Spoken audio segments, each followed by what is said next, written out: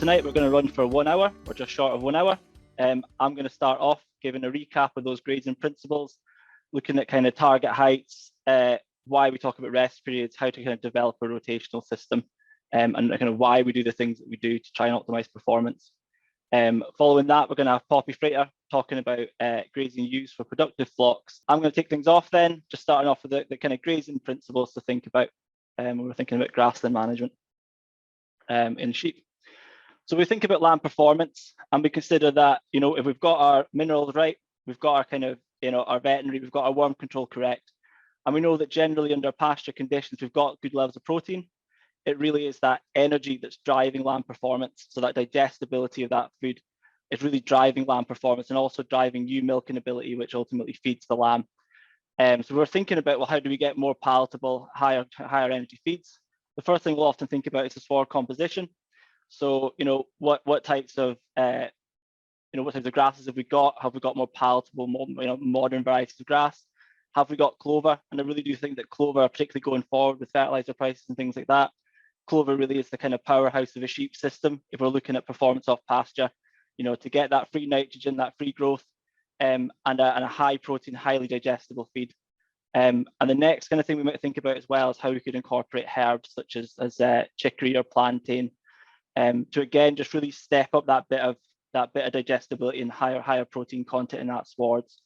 There has been a recent Irish study over the last couple of years looking at kind of multi-species sward comparisons to conventional swards.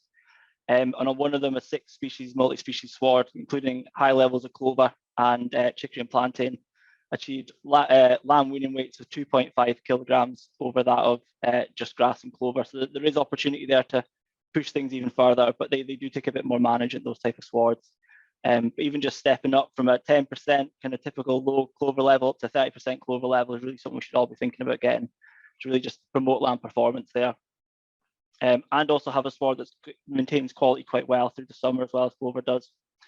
So the next thing we're thinking about then, we've got that sward in the ground, but then how are we going to manage it in terms of maintaining quality? So to best promote land performance, we want a fresh leafy sward in front of us, and we want to limit the amount of dead material and stem material that builds up.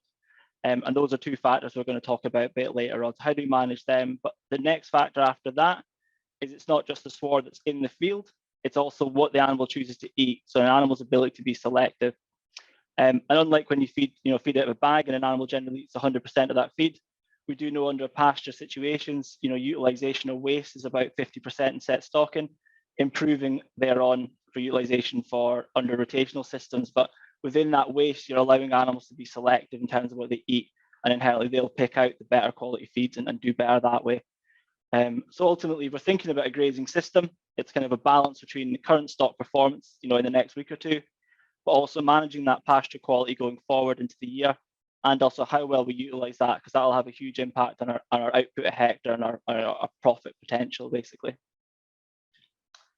So we think about the kind of two core grazing options we often talk about. We talk about set stocking and we talk about rotational grazing. Set stocking inherently is a very simple system, requires a lot less management. You know, it basically defined as continuous grazing, you know, sheep grazing through a multitude of fields or even just one large field. Through that, we can achieve a good amount of selectivity for those animals when they feed. So we can get good land performance, perhaps better land performance, better land weaning weights than on a lot of rotational systems. But through continuous stocking, we're not allowing a lot of leaf to build up, and we're not maximizing photosynthesis and the grass that we're growing. And we're also wasting quite a lot as well. So although it would not feel like it, there's a kind of general rule of thumb that a set stock system utilizes about 50% of the grass. So although it doesn't look like it, we're wasting a lot of grass in that system. But it is a simple system and it does achieve good results per head. The other option would be moving towards a more rotational system where you're moving stock on a regular basis around a series of fields.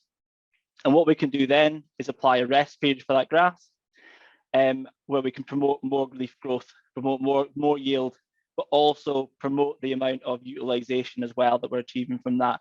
So under a set, but also inherently by doing that, we're also maybe hampering the animal's ability to be selective. So rotational systems, potentially slightly lower per head performance, but without doubt, higher levels of stocking rate potential and output per hectare. So there's definitely a balance there. I'm not going to say one is better than the other. I think there's a merit on both systems as well, and depends on your other land around you as well, and your stock classes in terms of how you manage that. So we sort of think about the kind of principles of grazing management. We quite often talk about the three-leaf rule. And that is essentially, particularly with a ryegrass plant, they essentially, if they start from a grazing height of 0 leaves, and they'll grow 3 leaves. But on the 4th leaf of growing, the 1st leaf then dies. And what that is lost potential. So we've lost feed that we could have otherwise eaten. We've also built up dead material in that sward. So we're going to have a lower quality sward going forward. So that's really what we're trying to get to in this rotational system, is to optimize performance and optimize the amount of grass we can grow. And if we do allow grass to get to that 3-leaf stage, with that rest period, we've really maximized the amount of photosynthesis. And there's a kind of general feeling that you can probably get about 20% more grass growth from a rotational system if we do that over the set stock system, because quite often probably in a set stock system, we're down that left-hand side where we're grazing a lot of new leaves and a lot of maybe the second leaves, and we're not allowing that plants to get, to maximize leaf area. So we are losing a bit of grass, a bit of growth potential in those swards. And what we're also doing by repeatedly grazing a plant, we're also removing its ability to replenish its reserves underground in its roots. So if we do allow that 3-leaf stage, the grass is also better well suited with more energy in its roots to regrow again. And what quite often is happening again is that we're losing performance in the set stocking because we're eating into that 1st leaf, because inherently animals are always going to select the best quality feed in the field, and it's always going to be that new leaf as opposed to the older leaves that they're going to select for. Again, good performance. In terms of target heights then, if we think about set stocking first off, we're probably nearer that grazing sweet spot. We're kind of hoping to maintain grass heights at about sort of 4 or 5, 6 centimeters in the set stock system, so pulling up to 5 or 6 in the summer. And really what we're trying to do there is maintain a fresh leafy sward. We know that if we don't have the stocking rate sufficient and they start going over that, we're going to get this buildup of stem and dead material in the sward, even at that lower heights. But alternatively, you go any further down, you're not going to have that good feed source for the stock. So it's really about trying to maintain that. And so even in a set stock system, we do need to be a bit more flexible in terms of maintaining the right stocking rate to keep that pasture at its optimum leafy freshness for those lambs to get best growth. So we do need to be flexible. A lot of the time that might come from pulling out fields for silage. But even on larger expanses, you might think about pulling some area out with electric fence, and we could defer that for later. But always just trying to keep that performance there, so that we're rolling on into the summer with good quality grass for lambs. If we're thinking about a more rotational system, then for ewes and lambs, we generally look at going in at about 8 to 10 centimeters, even just 8 centimeters. The aim there is we're going in at that 3-leaf stage, and we're looking at coming out at about 4 or 5 centimeters. So we're going down as low as that, so that we reset quality, so that we're pulling out any dead material, any poor quality material, and we're resetting the pasture for the next round to be another high quality sward. And we've also got to think about within that system then, if we're in a rotational system and we start getting out of control, swards start getting over it, how we need to be flexible in terms of pulling out fields so that we maintain that pasture heights. Otherwise, we're going to have this buildup of stem and dead material as the swards get out of control. So if we think about a rotational system, I'll talk a bit more about those heights now. A kind of quite a common kind of rotational system we might talk about will be the eight field system. And the premise of this is that you have 8 paddocks of hopefully even size, although all farms are different. So ideally, around eight fields. And what we're looking at then is a 3 days grazing in each field, followed by 7 times 3 is 21, so followed by your 21 days rest. And kind of the general rule of thumb here with 21 days rest is that that's trying to target your three leaf stage. We're looking at going in at 8 centimeters, and we're looking to then give about 21 days rest. But in the summertime, early spring or late spring, I suppose, when grass growth really starts going, you probably find that they might start getting ahead of them, so that they're going in at higher covers. And at that point, we either need to increase stock, which is not maybe quite so easy with ewes and lambs. So probably more than likely, we've got that ability. We're looking at pulling fields out for silage, so we're reducing the grazing area to maintain the quality, and we'll then pull that grazing area back in, that silage area back in again in the next 2 rounds, say, later. But the key really here is just to be flexible and try and make sure you're hitting those targets. If you're going in short of 8 centimeters, you're going in at maybe 2-leaf stage, this is not going to optimize the system. So you need to think about, how can I either buffer feed until the grass really gets going, or do I have too many stock on this platform? But in terms of paddock size, it really depends on the mob size that you've got. Kind of rule of thumb, I suppose, is the more stock you have in a group, the smaller the paddock needs to be to give it, that given grazing days that you're trying to get. But if we're thinking about using lambs, we're probably not looking at having many more than sort of 200, 250 ewes and lambs, so 200 ewes plus lambs in a mob. If we're thinking about, having to doze or, drench or work with 500 lambs, for example. So there's probably a factor there. So if we try and work backwards for 250 ewes with lambs and we're getting good utilization of that grass, we're probably looking at having 8 paddocks of sort of 2 to 3 hectares in size. We'll keep it quite simple. Probably looking at about 20 hectares for sort of 250 ewes. And we're targeting 3 days grazing. And I've got a little note at the bottom there just to remind myself of why are we grazing for 3 days?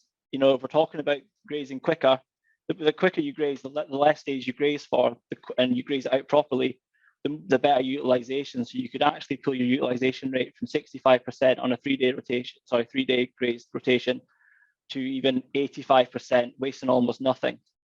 But by wasting almost nothing, you're also making the animals eat almost everything in that field, including the poorer quality.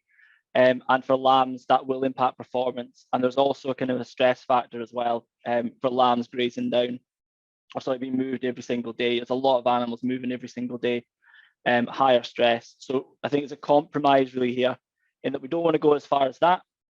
But what we could do is go to a week shifts, for example, and have 4 fields.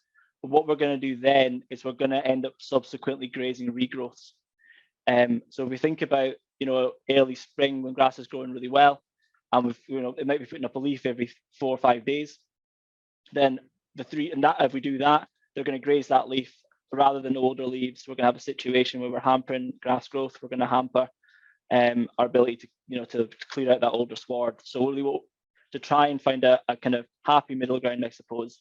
We quite often look at this 3 days, but a lot of people might even go to kind of say a 6 paddock but a 4-day shift. It's about trying to keep it practical as well, and maybe avoid excessive amounts of subdivision depending on your size of your fields. But that's the kind of the reason why we look at that 3 day as a kind of rule of thumb. So in terms of rest periods, again, this is just based on your 3-leaf rule. We base this platform on a 21-day rest period, but going into summer, when grass starts to slow down later summer or into the autumn, we do need to increase that rest period a bit more, to sort of 30 or 40 days when the grass is growing a bit slower.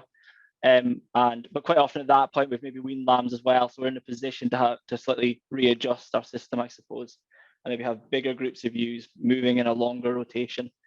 And going into winter, we're really looking at a sort of 90 to 100 days, because it's going to take a month to grow a leaf. So we're really trying to maximize photosynthesis there by having those 3 leaves. So we're saying, grass grows grass, because it really does. The more leaf area you have, the more photosynthesis, the more grass you can grow. So we don't want to get to a situation where we're still doing a 21-day rotation when grass is growing slow, because we're just going to be grazing it down and down, and no one's going to win at that stage. Just the final slide then, just going back to that first slide on lamb performance again. Energy drives lamb performance when on the mother and later on as well. Of course, we're thinking about sward composition. We really should be pushing clover in these systems to optimize performance. We're thinking about pasture quality, that ability to maintain leaf, stem, and dead material. If we're sitting here now, with lambs weaning in September, our biggest opportunity to have maintained quality for now was in those summer months, particularly in the early sort of June time, when a lot of those plants are trying to go up to stem, they're trying to flower. The grasses are flowering. Our ability then to manage it better is going to filter through now in terms of the quality of feed that we've got in front of us. Now it's more just a case of trying to minimize the dead material building up, as opposed to that kind of fast combating of that grass trying to reproduce. And finally, when we're thinking about the pasture eating, so again, the ability of a lamb to be selective to eat what it wants to eat to promote its performance. And a big factor there is your residual. So particularly on a rotational grazing system where we're eating down to a close residual, you're forcing those animals to eat that slightly poorer stuff at the bottom. And what we're thinking about there then is perhaps in the last couple of rotations, so you're getting into late June or July, you've still got a month or whatever before you wean. Perhaps then when lambs are moving away from a milk diet to a grass diet, you decide to compromise a little bit of future quality to allow those lambs to not graze so far. So you might just start pulling up your residual a little bit, sort of late summer when the lambs are still on, to maybe 6 centimeters even, to allow them to skim through a bit more, eat the best bits, perform better, and basically worry about that post weaning. So clean that fields up with ewes, or clean it up with cattle or another stock of lower priority. Of course, weaning is a key management tool. It's a lot easier to manage those lambs in a way that promotes them probably post 14 weeks of age if they are weaned, and you can give them priority grazing at all time. You can move them around the farm, you can move them quicker as well. And we're going to speak about that next week in terms of giving them the best feed at all times. But as Poppy will speak about, our priorities are changing at this point in the year, where we're shifting perhaps away from this year's lamb crop to next year's lamb crop, because we're thinking about getting those ewes in condition, and also trying to maintain a cheaper winter as well for those ewes. So that is my slides done for now. I'm going to pass you over to Poppy.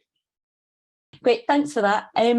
Yeah, and as you heard, so we're talking ewes today, and next Tuesday we'll be talking lambs. And you may be wondering why we're talking ewes first. Well, my argument is now the priority is shifted from the lambs. Although some of you may have some pesky lambs still running on the farm and you want to get rid of them to get that all-important cash flow and make the most per head. But actually, it's the ewes now and how they're managed now will influence the lamb crop next year, which is more influential to profitability. Numbers on the ground will be more influential to profitability than those lambs and the margin you make on those lambs now. So the priority now is certainly the ewes. And many of you have probably come through, well, depending on where you are in the country, it's been quite a dry year for some, and that the ewes might have taken a bit of that strain this year. So this year perhaps is even greater priority to make sure we get those ewes back on track so that a dry year doesn't affect the subsequent year. So the priority is the ewes now, is my main message here. And I just thought it'd be quite good to just sort of reflect on our end goal here, just to set the scene. So we want the ewe to stay fit and alive, hopefully all through winter to lambing time. And we want her to be well, and we want her to lamb down. For some of you in more extensive environments, it might be 1 lamb, but generally it might be hopefully 2 lambs more in the sort of lowland, upland regions. So we want her to lamb 2 lambs. We want her to lamb unassisted. We don't want to have to mess with these lambs, suckling them too much. So we want that process to happen quite nice and organically, as it were, and nice and healthy ewes, healthy lambs. And we want them to go onto some nice, fresh, good spring grass for good lactation. And for some of you, it will be the late pregnancy feed. So we want that good grass to be there in spring, hopefully. And we want to achieve all this without putting too much cost, without taking too much cost away from our profit margins. So that's our end goal. So that kind of helps us hone the mind as to what we want to be achieving. And it is possible. So I often like to signpost to this poster, if you've not seen it before. It's a fantastic poster produced by QMS. It's available on their website, and also hard copies are available from QMS too. It's a fantastic poster because it shows from 50 days pre-tupping right the way through to weaning time. It has nice hints and tips in terms of nutrition as to how to manage that ewe right the way through to get the lamb crop that we want. And I would just like to hone in on where we are now in this period, weaning to tupping. Now, weaning to tupping time is really influential to our lambing success next year, because weaning to tupping time is the best time to correct condition in those ewes. If you think about it, we're not asking them to lactate, and they're not growing a fetus. So in this period, it's a good time to do a stock take, as it were, of the condition scores within the flock, and also correct those that are lean. It gets that bit trickier when they're pregnant, and it's near impossible when they're lactating. This is the time to do it. And traditionally, in order to achieve a high scan, we would have been encouraged to do something called flushing. And flushing is very influential to ovulation rates. So we found that flushing, defined as sort of giving them that good pasture in the 6 weeks up to tupping time. And we found that that flushing response, depending on the ewe condition score, those that were lean and put on that good pasture in the lead up to tupping time seemed to ovulate more. So we found that this was really conducive to a good scanning percentage. However, we later found that that's not really sustainable. If we have lean ewes, more likely to have multiples, which was the case, so we got that great scan, but those lean ewes were less likely to keep those lambs long term. Okay, so we see a flushing response, it does work. However, there is another mechanism to increase ovulation rate, and that is basically longer term nutrition as gauged by assessing their body condition scores, BCS, which is a much more sustainable way to increase their ovulation rate, because not only will they scan more, but they're more likely to see those lambs through to full term. So ewes below body condition score 2 at weaning tend to have a lower scanning percentage if those condition scores aren't corrected during this period from weaning to tupping time. And there's a whole wealth of research which does reinforce that notion as well. So just pulling some examples, we had a very own SRUC researchers, Cree and Larrick at Hill and Mountain Research Centre, and they found that body condition score did influence ewe survival. So they found that those who were on target condition versus those that were under target resulted in 5% fewer ewe losses. So getting them on target condition did actually mean that we're more likely to see that ewe come lambing time. Over in Ireland, researchers have found that one condition score within the range of 1.5 to 4, one condition score at mating time is worth 10% more lambs. So moving them from a condition score 2.5 to 3.5, for instance, meant that 10% more lambs not only scanned, but actually seen right the way through to weaning time, right the way reared, 10% more lambs. So that's highly influential to profitability. And then another paper which was presented at a conference in France, so see the French there, but just as a summary, found that in fact it resulted in 17% more lambs getting them on target condition compared to one condition score lower, resulted in greater carcass weight of those lambs, and they found that it resulted in the all-important improvement in margin per ewe. So condition score is highly influential to flock profitability. So taking a step back, what is condition scoring? There's a technical note available on the Farm Advisory Service website, but simply it is feeling along these processes on the ewe's back. It's the short ribs. We're feeling how sharp they are, how easily we can get our hands underneath, how easily we can get our fingers in between. So it's a scoring from 1 to 5, and we use half scores. I've even heard people use quarter scores in between. But simply, if I can easily feel underneath those short ribs, then that's indicating that she's less than a 3. And if I can't easily feel underneath those short ribs, then she is 3 or above. So that's quite a nice kind of starting point. Can I easily feel underneath those short ribs? And I would encourage you, I mean, different breeds are different. So we know that the Scottish Blackface has more internal fat than perhaps some of our lowland breeds. So I would encourage you, the more hands-on you get with your flock, the more of a gauge you get in terms of the condition score range within your flock, within your breed. In terms of our targets, the lowland ewe targets at mating 3.5, at day 19, so scanning time between 3 and 3.5, at lambing time, and then at weaning 2.5. So most of the time we're just trying to get them mid-range, and we're trying to avoid too much losses and too much sort of shifts, yo-yoing of their condition scores through the year. We're trying to keep them in that Goldilocks zone of just right. And then, like I say, with the hill ewes, because they've got more internal fat, and also because often we're just asking them to rear one lamb, they're a condition score, the targets are about a condition score or half a condition score lower. So they're the targets, and they are subtly different. With latest research, we found that maintaining or even gaining a bit of condition through pregnancy is far better than asking them to lose condition through pregnancy. And it is a lot to gain a condition score. And even now, I say 50 days as a minimum. It's a challenge within 50 days, ideally 100 days, but not many of you will have that time now. 50 days from now takes us till the end of October. So for those tupping at the end of October, this is your 50-day window of getting that condition score on target. One condition score is worth 10 to 13% of the ewe's mature weight. So for example, a 70 kilo ewe on target condition, she requires 1.4 kilos of dry matter per day. So in terms of grass, 1.4 kilos.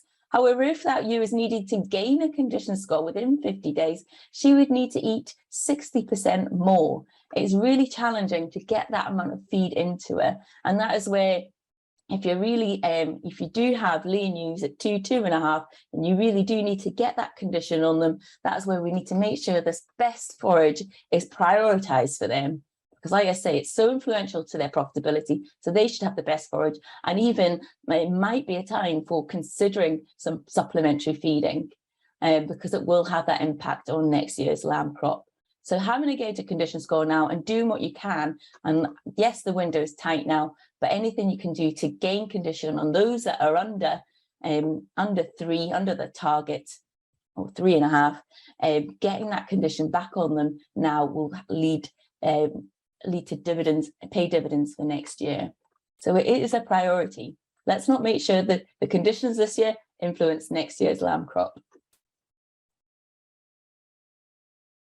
And then, as Daniel alluded to as well, a consideration for next year might be, is it worth considering weaning sooner? Can I give this, can I elongate this dry spell for the ewe, particularly if it's been a hard year, we've been short of forage? Can I lead to greater chances of getting those ewes, more of those ewes on target come mating time next year? And this graph is taken from a Beef and Lamb New Zealand document, but it just shows for a lamb reared as a twin what the lamb's intake is in green, and the ewe's milk provision in red here, and from weeks from birth along the bottom. And you can see sort of the ewe's milk generally sort of peaks at around the sort of generally 3 to 4 weeks mark. And then you can see at that point, the lamb's intake sharply starts exceeding what the ewe milk is providing. Very quickly, pasture becomes more dominant in the diet of the lambs. That milk is still valuable, as you see in terms of the megajoules. That milk is still providing at 6 weeks 2/3 of their intakes versus 1/3 from pasture, but it's sharply dropping off. And you'll see here from that an AHDB Feeding the Ewe review, a literature review, they concluded that the optimum lamb weaning age is 12 to 14 weeks. So we estimate that at 13.5 to 15.5 weeks from the start of lambing is optimum. And as Daniel alluded to earlier, that weaning can be a tool. If the lambs aren't growing very well, if the grass is tight, if the ewes are losing too much condition, you can wean that bit sooner again, to prioritise the lamb's forage, and also be able to prioritise those lean ewes to prioritise their feeding too. So consideration for next year, is it worth weaning sooner? And then, so that's the ewe side of the coin. Now talking about how to make sure we get that all important spring pasture, and targeting spring pasture starts in the winter. This research was done back in the 70s that found that continuous sheep grazing from January to March reduced April grass yields by 40%. And in fact, those sheep grazing November, December time reduced April grass yields by 25%. So resting grass does influence your spring pasture production. Daniel showed the general rest periods, and these are general guides always, but over the winter, that means we need 90 to 100 plus, even for those of you further north, it might be more than 100 days rest period to make sure that we've got that leaf area come springtime to capture sunlight and to produce as much as it possibly can. Spring is the most important time to produce grass. Let's give it the greatest chance we can to grow as much as possible. So thinking about resting winter pasture, it's worthwhile thinking about what the ewe requires through pregnancy. So this is energy requirement, and these are the weeks before lambing along the bottom. So in the red here is their full requirement, and in the green is their requirement if they're on target condition. And you can see actually the requirement stays pretty level up until around the 8-week mark, when it all sort of kicks off and there's a huge demand for that fetal growth and to make sure that udders grow well, etc. The demand is actually pretty much level up until that point. So we call this their maintenance requirement. They don't need much and they're relatively resilient at this time. And I've just put, as we get, just for interest, I'm not going into too much depth about late pregnancy diets, but I've just put how foragers meet that energy demand. So average hay meets their energy demand up until 8 weeks. Some good hay or baled silage up until about 6 weeks. Good silage, so we're talking over a 10.5 ME type silage will meet the demand up to 4 weeks. But grazed grass, for those lambing sort of later in April, can meet their demands right the way through till lambing time. Grazed grass can meet the demands in a much more rumen healthy way. So when it gets past this point, we must be targeted and meet their demands with some supplement feeding. And I will just signpost to another resource produced by our very own Daniel Stout. This technical note, strategic silage production for sheep systems, which talks you through the cost benefit of making sure that you produce good silage for the pregnant ewe flock to reduce that concentrate feed bill, and also for greater rumen health. So back to what we can do during the winter, mid-pregnancy maintenance mode. And we can be quite good and clever at stretching our winter grass resource to make sure that we can rest as much as the grazing platform as possible. So set stocking, under set stocking, they usually eat what they want, okay? They will eat 4%, we call that eat to appetite. They'll eat 4% of their body weight. If they can, they will eat what they want. Whereas under rotational grazing, like I say, they only need to maintain their condition. If they're on target condition, they only need to maintain it. And so that's set at about 2% of their body weight. So we can put them on a bit of a diet and still keep their condition on target. So that leads to an intake in terms of kilos of dry matter per day, twice that in set stocking versus rotational grazing. And then on top of that, Daniel's talked about the pasture utilisation. Under set stocking, we waste 50%, whereas under rotational grazing, we can reduce that waste. So there's an additional 20% gain there. So therefore, an allocation under set stocking might be 5.6 kilos, whereas an allocation under rotational grazing can be kept to 2 kilos. We can be clever here. And so if we're grazing 500 ewes on 50 hectares, that 50 hectares will only last those ewes 18 days set stocked, whereas under rotational grazing, we get another 32 days.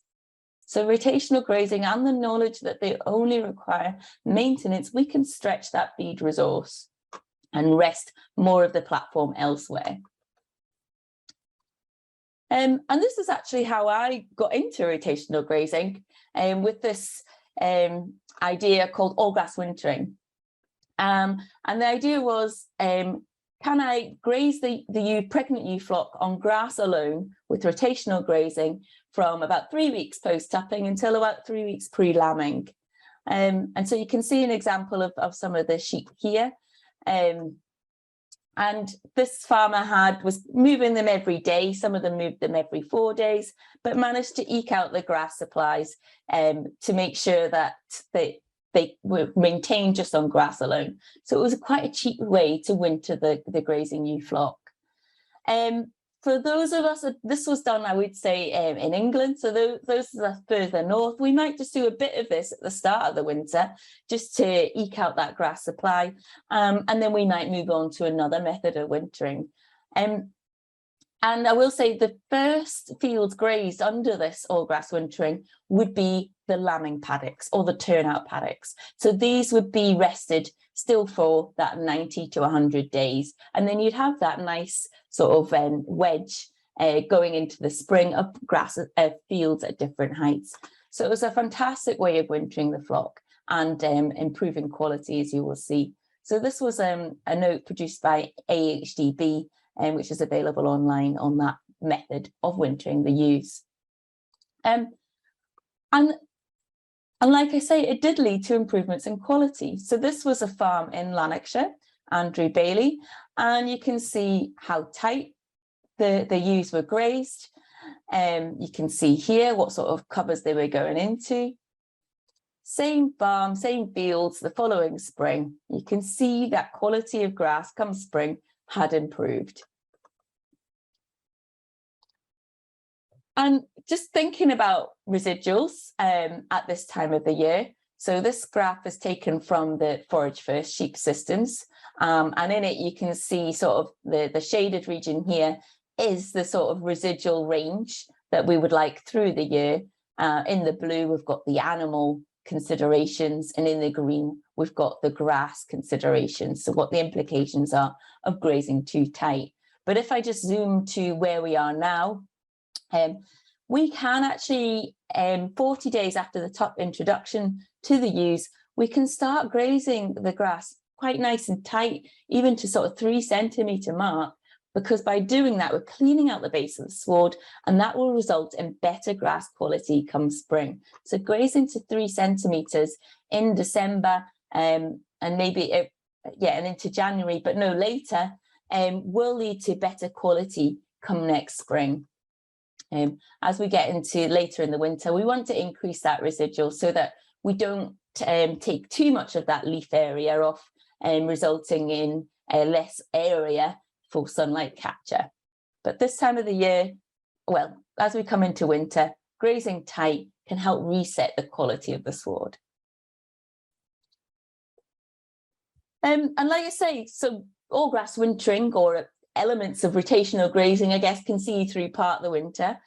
And then some people bring in this element, so resting the grass using silage or hay. I've heard one farmer say, when grass supplies are tight, it's better to feed one mouth. It's better to feed a ewe in mid-pregnancy rather than feed 2 mouths come lambing time.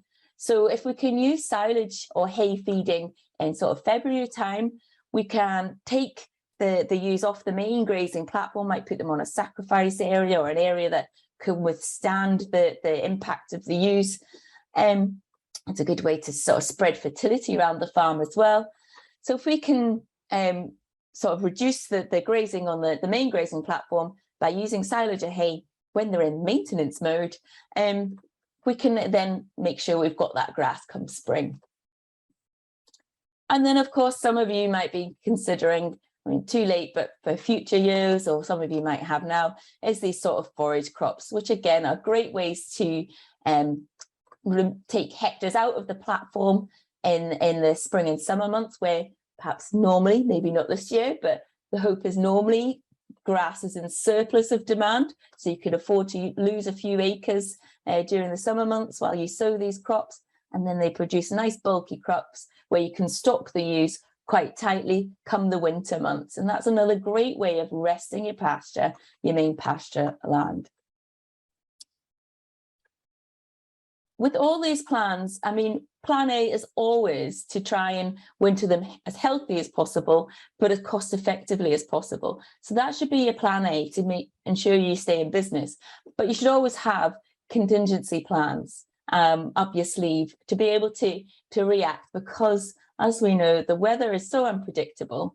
But let's not the weather unpredictably need be sort of a reason for not changing and trying to plan for profitability, but let us make sure we have these sort of plan Bs in place so that we can adapt quite quickly.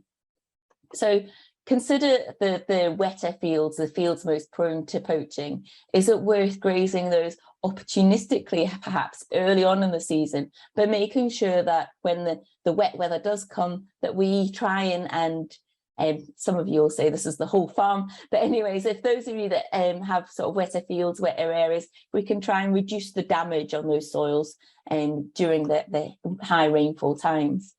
Sheltered fields. Often we try and sort of earmark these for lambing time for those lambing outside. But also in an ideal world, we might have a mix and match where we can use some of those sheltered fields should we have adverse weather conditions during the winter.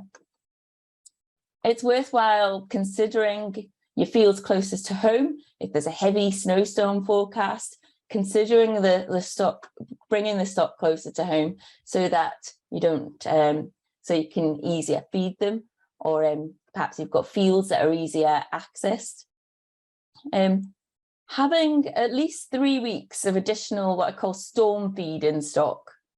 Okay, so you might be planning for forage-based, but if that gets hidden under a dump of snow, we've lost it. So having at least 3 weeks of this additional storm feed in stock. So I've just put really rough examples that will vary according to the weight of your bales and the energy value of those bales. But like I say, 100 ewes, around 170 bales of average silage, or 140 bales of hay to meet their requirements during 3 weeks. And consider snacker or trough feeding ahead of the snow. Now, you know me, I don't like to advocate feeding, but we know when we see ewes during snowstorms, they look quite miserable, and they actually do stop eating. They just stand there looking miserable, and they are prone to losing condition at that time. So feeding them ahead of the snowstorms, their intakes actually seem to increase before a snowstorm. So if the forecast is for heavy snow, consider giving them a bit of feed then, in the hope to mitigate any condition loss if a snow does arrive. I say if, hopefully it doesn't. And then when it comes to March, some of you might consider what's called a pre-lambing rotation. And I call this the sort of lawnmower effect. We know that at the first time we start mowing our lawns, as soon as we start mowing our lawns, we have to mow them more frequently. There's something about mowing off the grass that encourages more grass to grow. So this occurs because we're sort of taking off the winter dormant material, and that encourages tillering, it improves quality, and it improves the spring grass growth. So we know that this does work, a pre-lambing rotation, so grazing the fields, all the rotation in March. Like I said, that'll often be after the 100-day plus mark. It does work to improve that grass production. However, I will say it depends on the season as to whether it will be viable or not. So the target would be 6 centimetres across the grazing area and graze down to 4 centimetres. But if March temperatures are lower than average, if grass height is not 6 centimetres, or if the ground conditions are poor and you fear poaching, then don't graze. So this can be a good tool to improve spring grass production, but you've got to just assess whether it's worth it in the conditions of the year. So my main message is, yes, there's lots of things that are out of our control, but there's lots of things we can do to stack the odds in our favour. Body condition scoring is proven to improve flock productivity. Resting the grass is proven to improve spring production. I know I can't predict spring weather next year, but it stacks the odds in the favour because you've got that leaf area there come spring and it will produce more. And having a plan B in place just helps us be that bit more flexible should those extreme weather events occur.